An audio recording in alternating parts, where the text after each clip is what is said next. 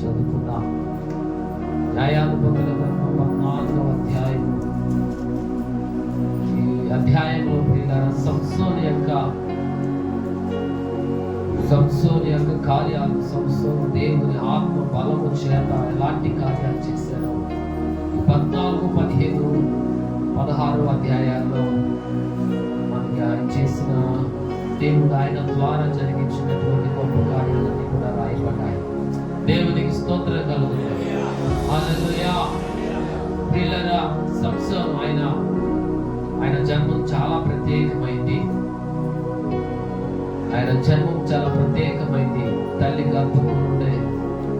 తల్లి గర్భంలో పుట్టింది మొదలుకొని ప్రియులారా, దేవునికి నాజీరు చేయబడిన వాడుగా, దేవుని కొరకు ప్రత్యేకించబడిన వాడుగా, దేవుని కొరకు ప్రతిష్ఠించబడిన వాడుగా సంసోను యొక్క జీవితం మనకు కనబడుతుంది. దేవునికి స్తోత్రం కలుగుతుంది. ఆయన ఎదిగినప్పుడు దేవుని ఆత్మ అతన్ని ప్రేరేపించింది. ఫిలిస్తీన్ల పట్టణం తిమ్నాతు అనే ఫిలిస్తీన్ పట్టణానికి ఆయన ప్రయాణమై వెళ్తున్నాడు. ఒక స్త్రీని చూశాడు, వివాహం చేసుకోవాలనుకుంటున్నాడు. ప్రియులారా, అది వాస్తవానికి తల్లిదండ్రులకి ఇష్టం లేదు. తల్లిదండ్రులు అడుగుతున్నారు, ఏంట్రా మన ఇశ్రాయేలీలో స్త్రీ లేదనుకున్నా, సున్నతి లేనటువంటి ఫిలిస్తీన్ స్త్రీని పెళ్లి చేసుకుంటామని తల్లిదండ్రులు సంసోను ప్రశ్నించారు. అయితే ప్రియులారా, సంసోను ఈ తిమ్నాతు స్త్రీని పెళ్లి చేసుకోవడం అదే దేవుని యొక్క ఆలోచన ప్రకారంగా జరుగుతూ వచ్చింది. దేవునికి స్తోత్రం కలుగుతుంది. ఫిలిస్తీన్ల మీద దేవుడు పగ తీర్చుకోవడానికి ఫిలిస్తీన్లకు విరోధంగా సంసోను ఈ రకంగా నడిపిస్తున్నాడని తల్లిదండ్రులకు అర్థం కాలేదు. కానీ సంసోనుకి ఇష్టమని ఇప్పుడు వారు కూడా సంసోనుతో పాటు తిమ్నాతు పట్టణానికి వారు వెళ్తున్నట్లుగా లేఖనాలు గమనిస్తారు. ప్రియులారా, ఈ యొక్క పట్టణం దాదాపు దగ్గరికి వచ్చేసరికి అక్కడ ఒక పట్టణం వేరుగా ద్రాక్ష తోటలు ఉన్నాయి. ఆ తోటలకు సమీపంలో ప్రియులారా ఒక కొత్తమ సింహం అంటే యవ్వన వయసులో ఉన్న సింహాన్ని అంటే కొత్తమ సింహం. సహజంగా సింహాలలో బలముగా యవ్వన కాలంలో ఉన్న సింహం బలంగా.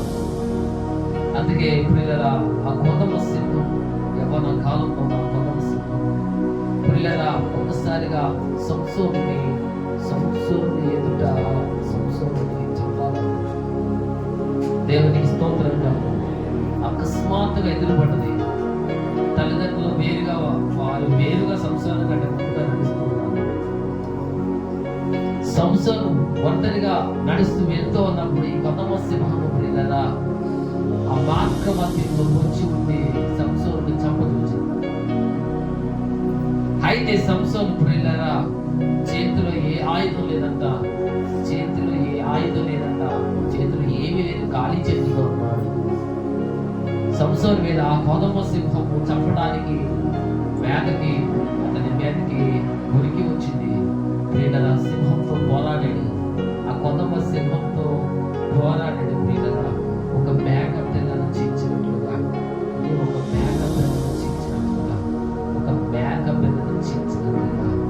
సంసోను ఆ కొదమ సింహాన్ని చీల్చాడని దేవునికి స్తోత్రం. హల్లెలూయా, హల్లెలూయా. పరిశుద్ధ గ్రంథంలో సింహాన్ని చెప్పింది ఎవరంటే సంసోనే కనబడతారు. సింహం అంటే అడవికి రాజు, బలమైన జంతువు, బలమైనది.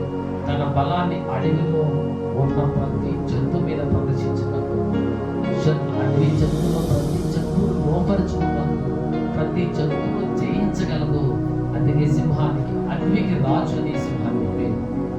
ప్రియులారా, సంసోను దానితో పోరాడి మేక పిల్లను చీల్చినట్లుగా సంసోను ప్రియులారా సింహాన్ని చీల్చేశాడు. దేవునికి స్తోత్రం కలుగుతుంది.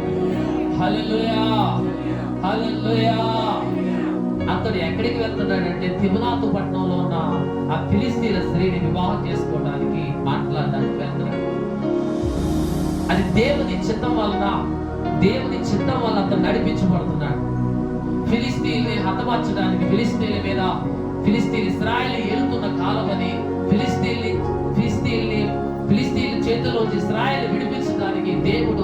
సంసోను లేపాడు.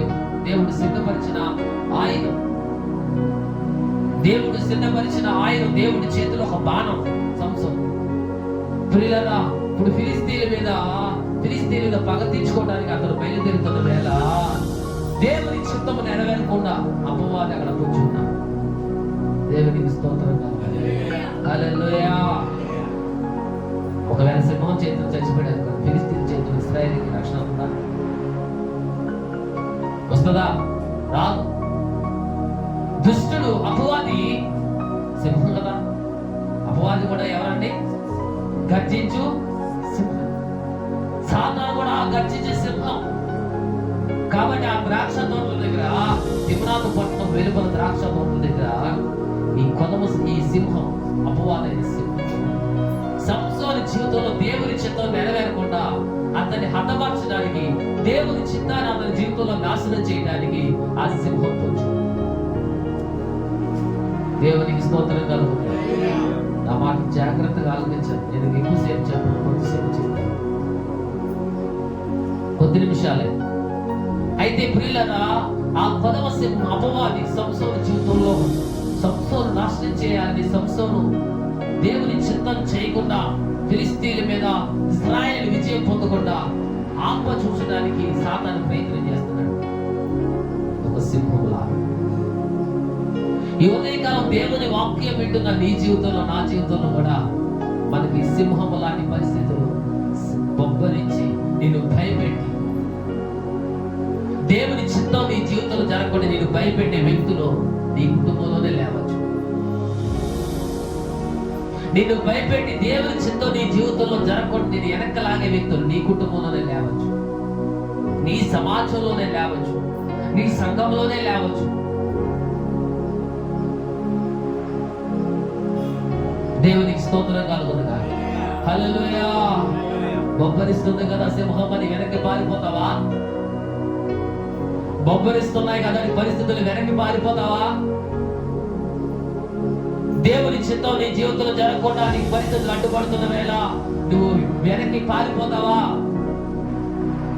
నువ్వు పారిపోతే చేతకాని వాడు అవుతావు. పారిపోతే దేవుని చిత్తంలో నిలవలేని వాడు అవుతావు. దేవుని ప్రణాళికలోంచి వైదొలిగిపోతావు. దేవుని చిత్తం నీ జీవితంలో ఎన్నడూ జరగకుండా శాపగ్రస్తమైన జీవితంలో వెళ్ళిపోతావు. దేవుని చిత్తము చేయవాడు నిరంతరం నిలుచును అని దేవుని వాక్యం చెప్తాడు. దేవుని చిత్తము చేసే మనసు దావీదులో ఉంది కాబట్టి దావీదు రాజయ్యాడు. దేవుని చిత్తం చేసే మనసు సౌలు లేదు కాబట్టి రాజ్యాధికారాన్ని సౌలు పోగొట్టుకున్నాడు. నువ్వు సౌలులా పోగొట్టుకుంటావా? దావీదులాగా చేత పట్టుకుంటావా? సంసోను జీవితంలో బొబ్బరిస్తున్న సింహం అతనికి ఎదురైంది. సింహాన్ని దాటి దాన్ని జయించి వెళ్ళాలి. సింహాన్ని జయించి వెళ్ళాలి. సింహాన్ని జయించి వెళితేనే ఫిలిస్తీన్ల మీద విజయం దావీదుకి, సంసోనుకి దొరుకుతుంది. ఫిలిస్తీన్ల పట్ల దేవుని ఆలోచన లేక, శత్రువు పట్ల దేవుని ఆలోచనలో సంసోను జీవితంలో నెరవేరుతాయి. ఆ సింహాన్ని దాటినప్పుడే దేవునికి స్తోత్రం కలుగుతుంది. హల్లెలూయా. దేవుని చిత్తంలో నీకు ఏ పరిస్థితులు లేకుండా దేవుడు నిన్ను రాజమార్గంలో నిన్ను దేవుని చిత్తంలో తీసుకుపోతానని నువ్వు అనుకోమా. పరిస్థితులంతా సజాయిగా సాగిపోతున్న వేళ దేవుడు తన చిత్తంలో తీసుకెళ్ళిపోతాడు అనుకోమా. దేవుని చిత్తం నీ జీవితంలో ఎదురవుతున్నప్పుడు నీకు అడ్డంకులు ఎదురవుతాయి, పరిస్థితులు ఎదురవుతాయి. భయానక పరిస్థితులు నిన్ను బొబ్బరించి, నేను నిలవరించాలని భయపడి నేను వెనక్కి నేను పరిగెత్తేటట్లుగా, నీ ప్రాణాన్ని కాపాడుకోవాలని నువ్వు పరిగెత్తేటట్లుగా చేసే ప్రయత్నాలు కూడా సాతాను జీవితంలో జరిగిస్తాడు. దేవునికి స్తోత్రం కలుగుతా. హల్లెలూయా, హల్లెలూయా. యెహోవా ఆత్మ సంసోను మీదకి వచ్చింది. ఏమొచ్చిందండి? యెహోవా ఆత్మ. ఇక్కడ ఉందా? రాయబడింది అన్నమాట. ఆ మాట రాయబడిందంట. యెహోవా ఆత్మ అతనిని ప్రేరేపింపగా. దేవునికి స్తోత్రం కలుగుతుంది. హల్లెలూయా. యెహోవా ఆత్మ అంటే దేవుని ఆత్మ సంసోను ఏం చేస్తుందంట? ప్రేరేపిస్తుంది. ఏమని ప్రేరేపిస్తుంది? ఆ సింహాన్ని చంపు, ఆ సింహాన్ని జయించు, ఆ సింహాన్ని ఓడించు, ఆ సింహాన్ని చీల్చు, ఆ ఆ సింహాన్ని జయించాలి అని అతన్ని ప్రేరేపిస్తుంది.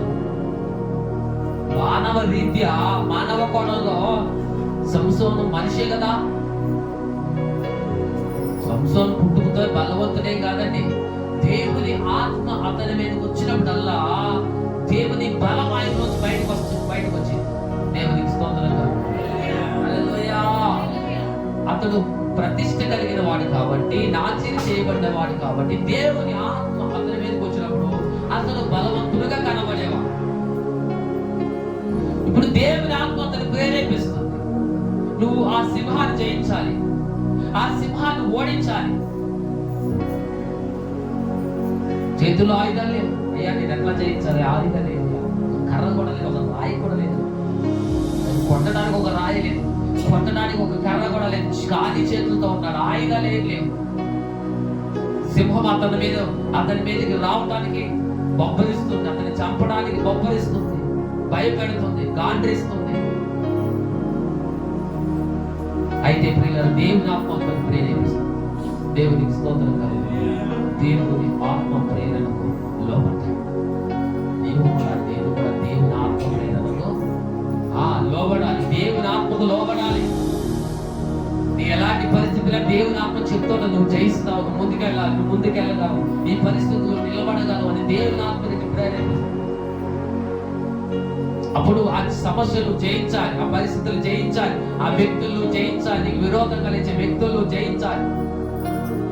ప్రియులారా, సంసోను ప్రియులారా ఏమి చేతిలో లేకపోయినా ఒక మేక పిల్లను చించినట్లుగా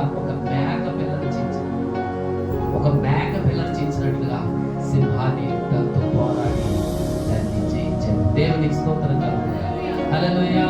ఒక మేక పిల్లను చించినట్లుగా సింహాన్ని చించేశాడు. ప్రియులారా, ఉదయకాలం ప్రభు చెప్తున్నాడు, నీ ముందు ఎలాంటి సమస్య అయినా దేవుని ఆత్మ సహాయంతో నువ్వు జయించాలి. దేవునికి స్తోత్రం కలుగుతుంది. హల్లెలూయా. దేవుని ఆత్మ ఇది నిన్ను నడిపిస్తుంది. దేవుని ఆత్మ నిన్ను ప్రేరేపిస్తుంది. ఎలాంటి పరిస్థితులను చేర్చగలవో. హల్లెలూయా. సంసోను బలం కాదు, దేవుని ఆత్మ బలం. సంసోను బలం తన శరీర బలం కాదండి. సంసోను బలం శరీర బలం కాదు, శారీరక బలం కాదండి, దేవుని ఆత్మ బలం. ఈరోజు నువ్వు జయించగలిగి నీ శరీర బలాన్ని బట్టి కాదు. నీ శరీర బలంతో జయించగలవని నువ్వు కూర్చుండిపోతావు, నువ్వు కోలబడిపోతావు. నువ్వు నీ శరీర బలంతో జయించాలనుకున్నావు, నువ్వు నిలబడలేవు.